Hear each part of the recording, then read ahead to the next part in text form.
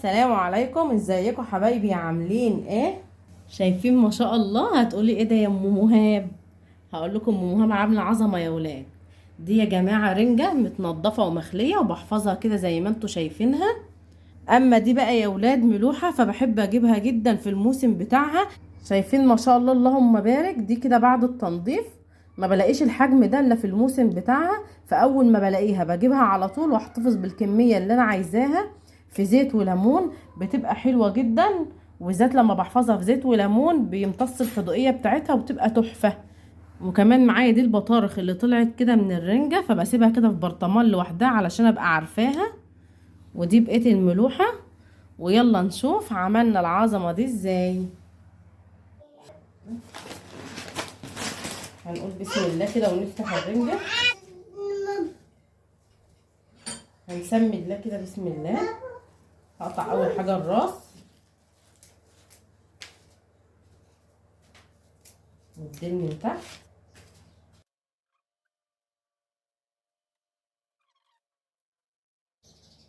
وبعد كده هفتحها.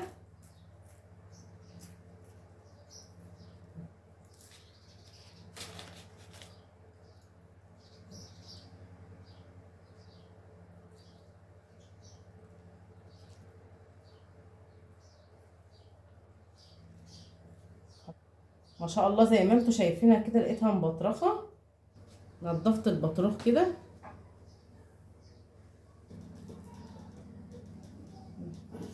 كده بتلاقيها اتفتحت كده معاكي ما شاء الله بايديكي كده بشويش. وهنسلك كده وهشيل السلسلة دي.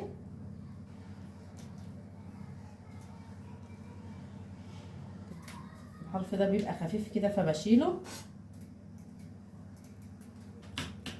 والسكينة وهنضف اي حاجة مش عاجباني. وبعد كده هقسمها من النص وبشويش كده هنسلك. هتلاقيها اتسلكت معاكي بكل سهولة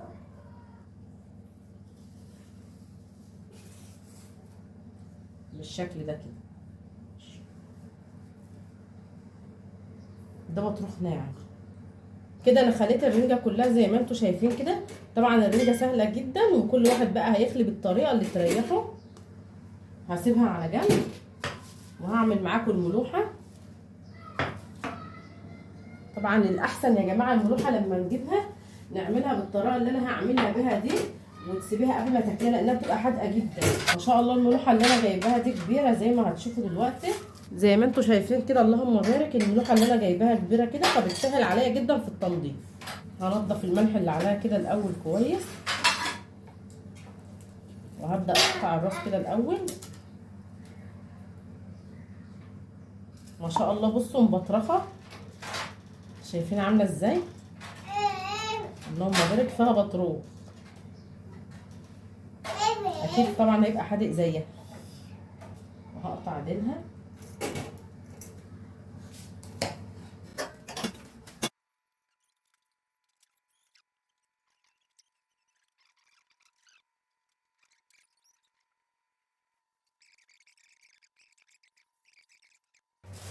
كده هشيل الكيس ده كده دلوقتي. هفتحها كده زي ما انتوا شايفين بتبقى ناشفه كده لان طبعا ملوحتها عاليه جدا. بتبقى طعمها حلو بس اغلب الناس ما بتحبهاش عشان بتبقى مالحه قوي. لما بحفظها بالطريقه دي بتبقى حلوه جدا وكل اللي بيدوقها بينبهر بطعمها. هي يعني طريقه الحفظ بتاعتها ما فيهاش افتكاسه جامده قوي، بس بجد بتبقى حلوه جدا. وتخليها كمان حدقها يتظبط واللي بياكل منها ما بيتعبش. هتطلع معايا بالشكل ده كده اهو. هبدأ انضف الناحية التانية كمان.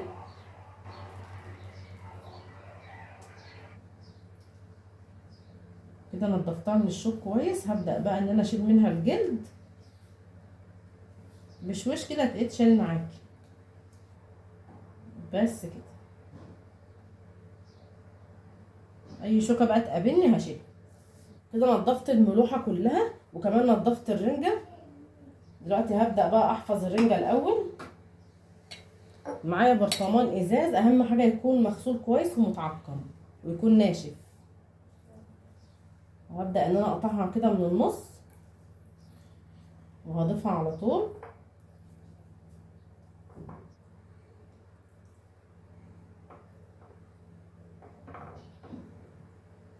كده رصيت الرنجه كلها.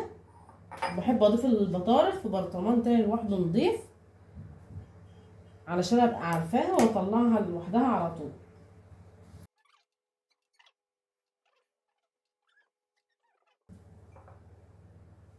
بس كده. كده عبيت الرنجة والبطارخ، هعبي بقى الملوحة كمان.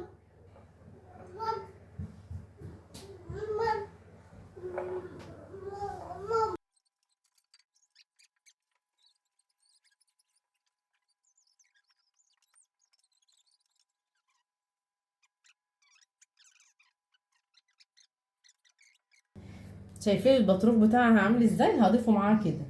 اكيد ده طبعا مش من غير ما ادوقه. عملت واحد جزل كده زي ما هو، والتاني عملته متقطع عشان هيطلع هدية. اول حاجة هحفظ الرنجة، هضيف لها زيت، اي نوع زيت تفضليه.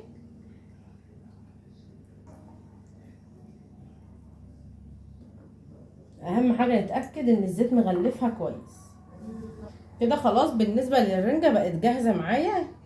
بحب احفظها بس بزيت، او ممكن تزودي كمان شوية طحينة لو انت حابة، بس انا بحب احفظها بزيت كده بس. وعند الاكل لو انا حابة اعملها سلطة او حابة ان انا ازود طحينة او ليمون على حسب بقى اللي هياكل ساعتها. بس كده في الزيت اما بتحفظها كده بتقعد معاكي وقت طويل جدا. وبشيلهم في التلاجة. اما بقى للملوحة فهي مختلفة شوية لان بحب اضيف فيها ليمون. اديها ليمون بقى على قد ما تقدري. زي ما انتوا شايفين انا معايا الليمون كبير كده، فهستخدم 4 ليمونات على ما اشوف هحتاج تاني ولا ايه. هنسمي الله كده ونبدأ نعصر. بسم الله. كده عصرت هنا 3 ليمونات كبار. هعصر الليمونة الكبيرة دي هنا. كده عصرت الليمون كله. هضيف الزيت. كده انا ضفت الزيت، هنزله بقى تحت كويس. اهم حاجة بس اتأكد ان هي متغلفة بالزيت كويس جدا، لان الزيت هو اللي بيمتص الحدوقية بتاعتها. وكمان لازم الزيت يبقى طالع على وشها كده. بس كده وكده بقوا جاهزين معايا. وبكده ابقى خلصت معاكم فكرة النهاردة، وبألف هنا وشفا. لو عجبتكم الفكرة بتاعتي ما تنسوش تدعموني بلايك واشتراك في القناة علشان يوصل لكم كل جديد. مع السلامة.